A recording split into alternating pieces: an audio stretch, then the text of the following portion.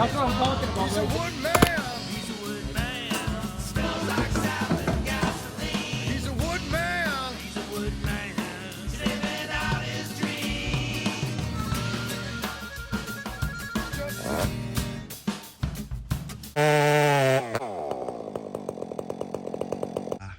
There's going to be some banging involved, and we're going to see how this goes. This is all firewood.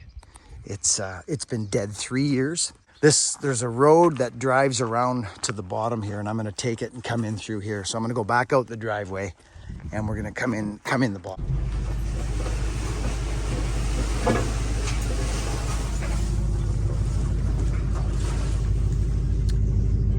Friends, this is beautiful, okay? I'm just telling you. We are in a very, very beautiful part of the world right now. Okay, so them trees are coming here. It's big, so I may cut it up. This is a big tree, a super big tree. So we're gonna get into it. I'm gonna start, there it is there. There's a really good look at the lean. But if I need this, I've got it, and I can smack both of them out here. So we're gonna get it on the ground. It's later in the afternoon. Let's get cutting. And I got the 86er, Scotty Wilson's 86er. I want power.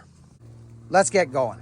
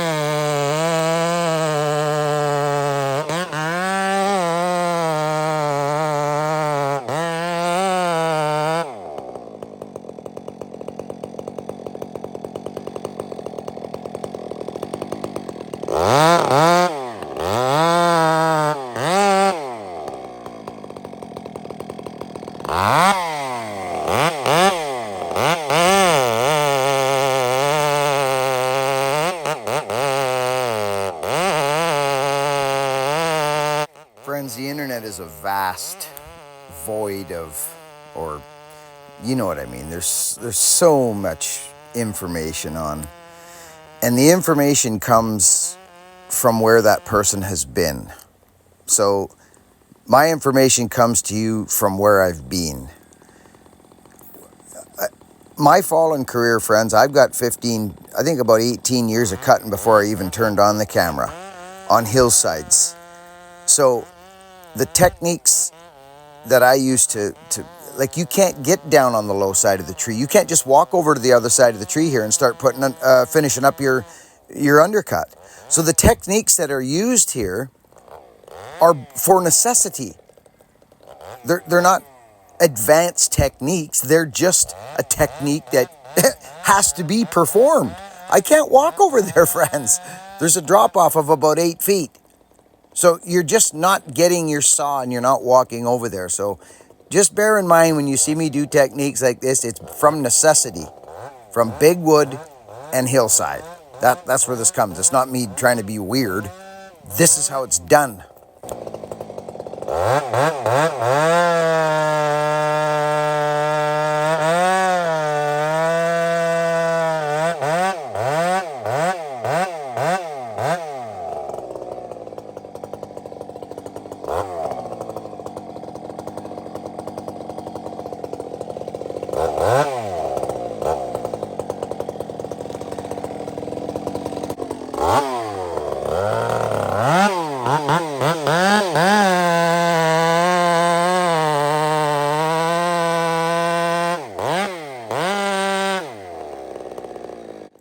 Friends, I remember getting into the big wood, even on flat ground. If your bar isn't big enough, you know, now the question is, okay, well, how do I finish up this undercut and make the tree not look like a beaver that just came in here and started nibbling on it? It starts to work on your brain. How can I make this happen better? Especially if you weren't broke in, having somebody reaching over your shoulder going, hey, do this, do that. I never actually had that, unfortunately. So I just kind of fought my way through it.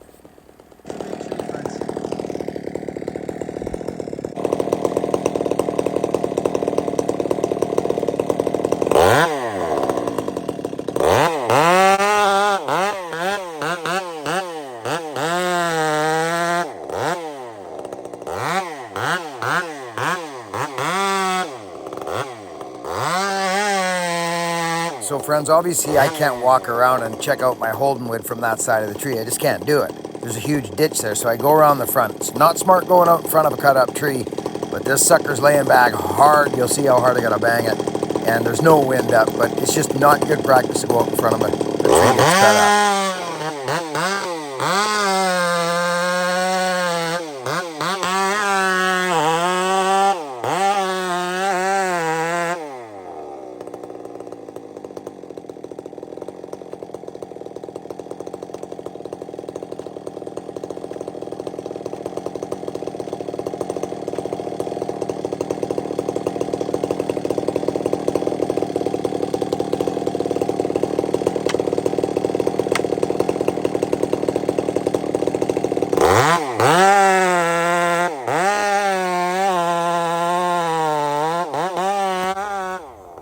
So friends, you know when you get into a tree like this or a leaner, you know you're in for a bang. So you just settle in. It's like a mindset. It's all about wedgemanship. There's no way this tree's going over. Guys would probably jack it or whatever. You can do amazing things with wedges, but you've got to settle into your wedgemanship. You know you're going to have to bang it. So prep spots for your wedges.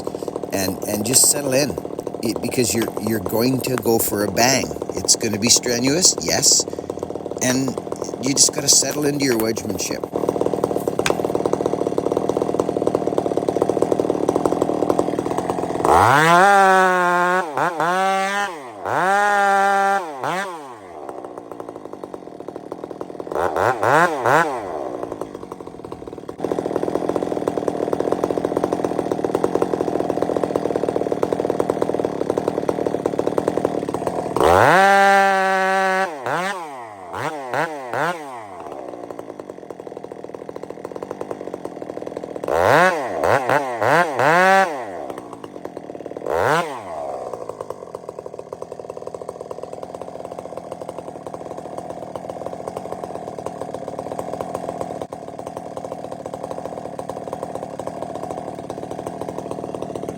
See, in my mind, it's too soon to double up right now. I've got another wedge. I got 4 wedges. I carry 4. Now, if I were to double up right now, it would be harder to bang the wedges where I've still got these 12. You know, these 12s aren't even sunk yet. So that's what I'm working on here. Lifting probably about 5 feet, friends, with 1 1/4 inch, approximately 4.5 to 5 feet, somewhere there. So you can imagine when you get a couple double 12-inchers stacked, you're moving wood a long way. So it's easier to double up when it's tapered for a reason. Let me just put it to you that way. It's tapered for a reason. So the doubles almost took it, friends. These doubles almost took it. But just to double up here finishes it off.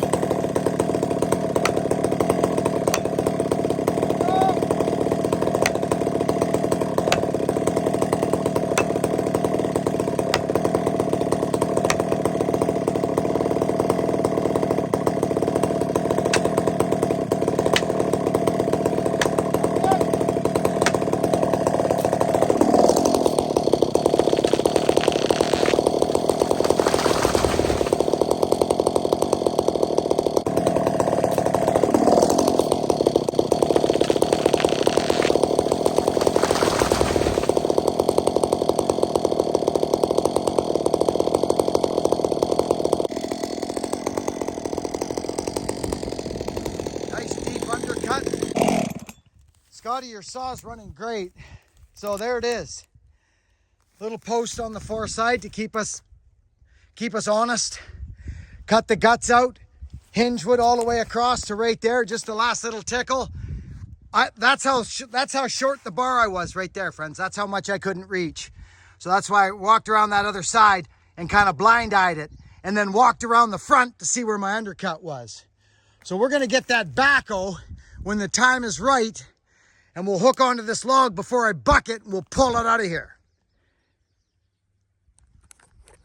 It come out really nice actually, but it took about 6 or 8 feet of coercion. Yeah. Here comes the old 1969 backhoe. We're not going to take any chances, friends, on losing firewood in the creek. We're just not going to. It's too heavy. It was too far on the edge. I did not want to wipe out his road, see? So I kept it, you know, where we kept it, right there. I did not want to have that right across. We're in the creek. We're in the creek. We're not going to take any chances here. We're going to pull this thing out firewood piece by firewood piece, maybe 3 at a time. I don't know how strong his machine is, so. We're gonna take 4 chunks of firewood.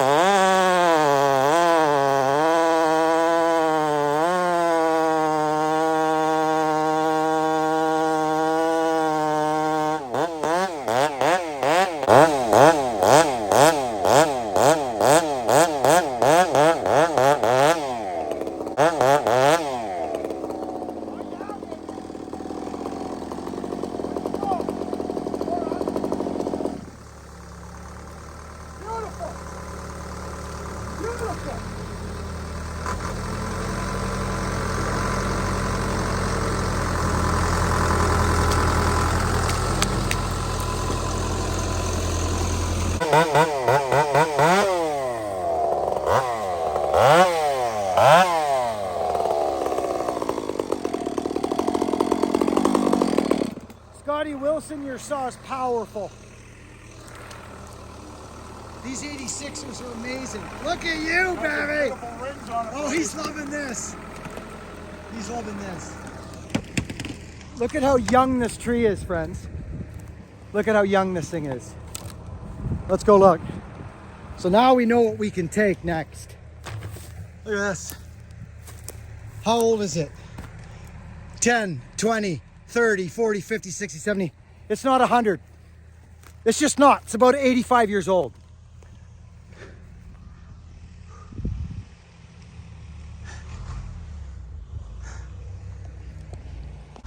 Okay, now that we know what we got, we could take more now. So I'm gonna underbuck it first. Then I can just drop it onto his machine.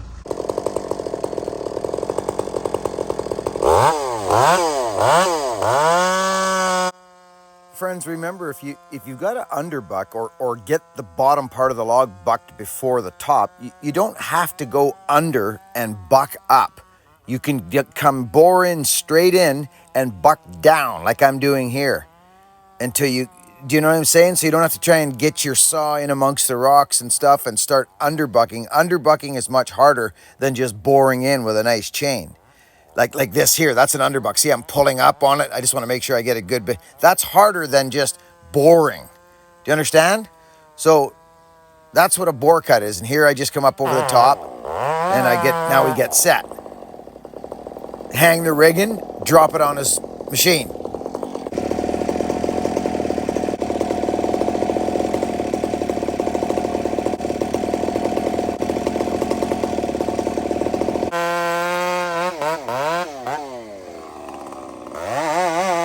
I hope these voiceovers make sense to you, friends. You ever heard of compression first? See, we just changed the compressed wood there. The compressed wood was underneath me, underneath the log. That's why I got it first. Compression first. And now it's changed because he's now pulling up. So the compressed wood has now changed. And I'm just going around and grabbing that spot that I didn't get and working my way into the tension and kind of half compression, half tension wood now to finish the buck.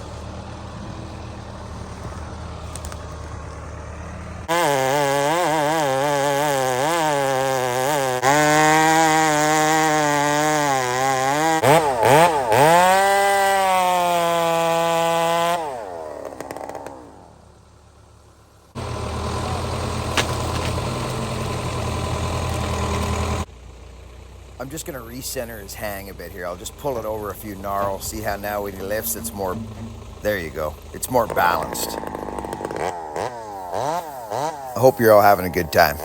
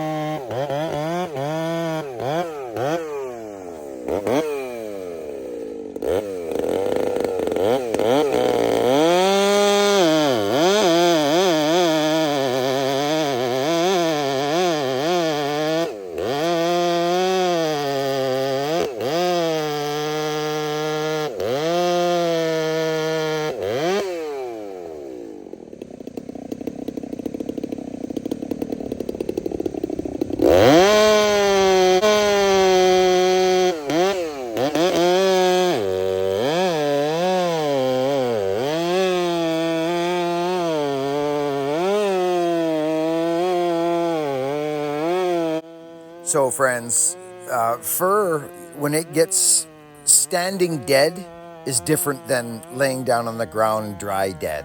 Standing dead is the best firewood you'd ever find because no water, no moisture gets at it, just Mother Nature. But other than that, when this wood, any wood when it goes dead and hard, is much different to cut than when it's green. You've got to have your chain right, friends.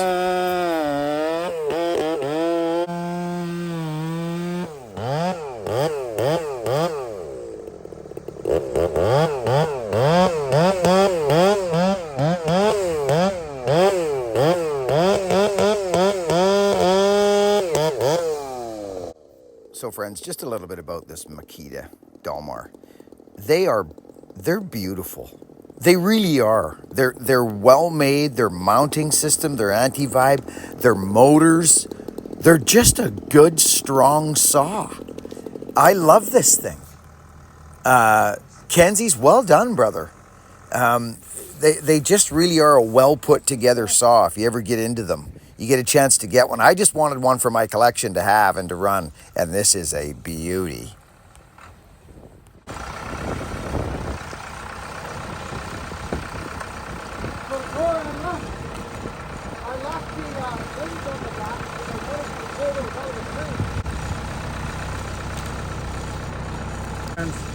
That is a glorious 1969 backhoe. That thing's from 1969. This guy's a really good friend of mine, friends. And I don't want to tell you the details that he's had to deal with in the past 3 years, like loss of family, and just give him some love. Okay, Tori.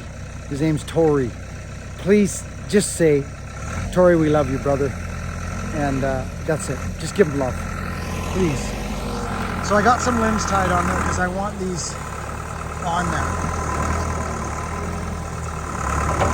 There you go. Yeah.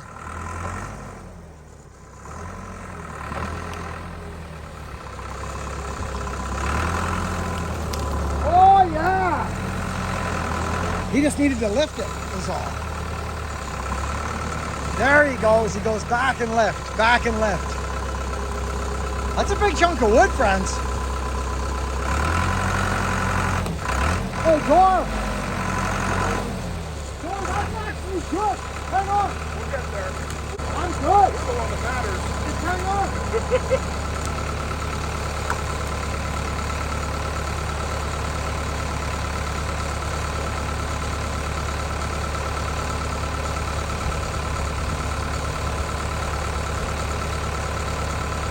Hang down. So, Buckin, I just received over 100 cans of full-size, 5 to 6 ounce Woodsman's Leather Ritual. What do you think about on these next pre-orders that people are doing for the Sheclank and the Shecut shirt? What if we give them a free sample? So what I'm going to do is randomly pick some people and send them a full-size sample of the Buckin Woodsman Leather Ritual. What do you think? Should we do it?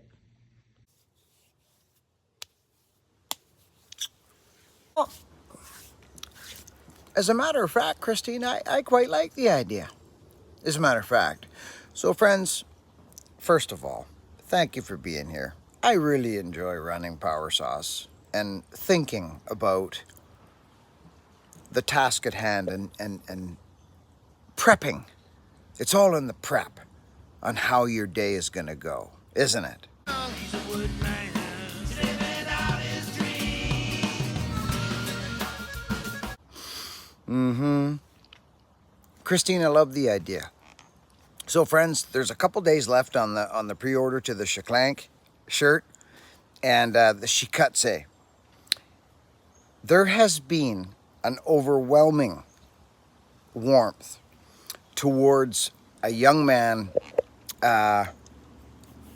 excuse me, friends, named Ewan. Friends, Ewan is like he's like an old soul. Do you know what I mean by that? You ever been called an old soul or know someone who's just like almost older than they seem? This is Ewan, from what I've learned and spoke and the time I've spent with Ewan now. He just seems older than he is. I know it sounds crazy, but it's true. And I believe it. Anyway, lots of love to Ewan. I think he had an operation today. That crazy guy, you know what he says? You know, they always warn you about this could happen in the operation. And you know what Ewan said to him? He says, you do whatever you got to do so that I can start a power saw again. Do you know, friends, I mentioned this the other day when I got hit. I'm not going through anything about what Ewan went through, but the thought process of not being able to do the things we love was a constant for me daily after I got hit. So this Ewan character is such an old soul. We love you, brother. Friends, thank you for being here. Work hard. Be kind to people. And just be honest. Just be honest. It allows you to kind of cruise without looking over your shoulder or trying to make up cockamamie ideas to cover other ideas. And just be honest. Someone asks you something, if you don't know, just say, I don't know. I don't know. I love you. Thanks for being here. See you on the next one.